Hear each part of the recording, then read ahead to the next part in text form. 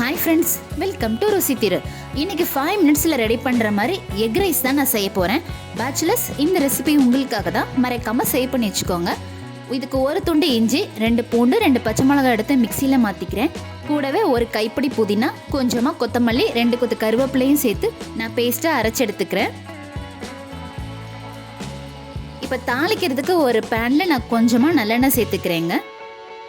இதில் ஒரு ஸ்பூன் கடுகு போட்டு நல்லா பொரிஞ்சதும் கொஞ்சமாக நிலக்கடலை, கடலைப்பருப்பு சேர்த்துக்கிறேன். கூடவே 2 வரமிளகாவும் சேர்த்து நல்லா வதக்கிக்கிறேன். இதில் இப்போ நம்ம அரைச்சி எடுத்த பேஸ்ட்டையும் சேர்த்துக்கலாங்க.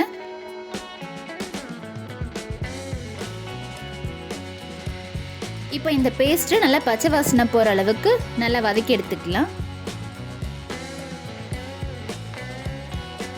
இதில் 1/4 டீஸ்பூன் மஞ்சத்தூள், 1/2 டீஸ்பூன் கரம் மசாலா சேர்த்து இதையும் நல்லா வதக்கிக்கிறேன். இந்த ரெசிபிக்கு இன்றைக்கி நான் 2 முட்டை தாங்க சேர்க்க போகிறேன். 2 முட்டையும் நம்ம உடச்சி சேர்த்துக்கலாம்.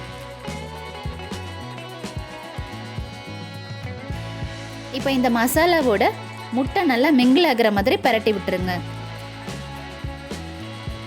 இதில் தேவையான அளவுக்கு உப்பு சேர்த்து இதையும் நல்லா கலந்துக்கலாம்.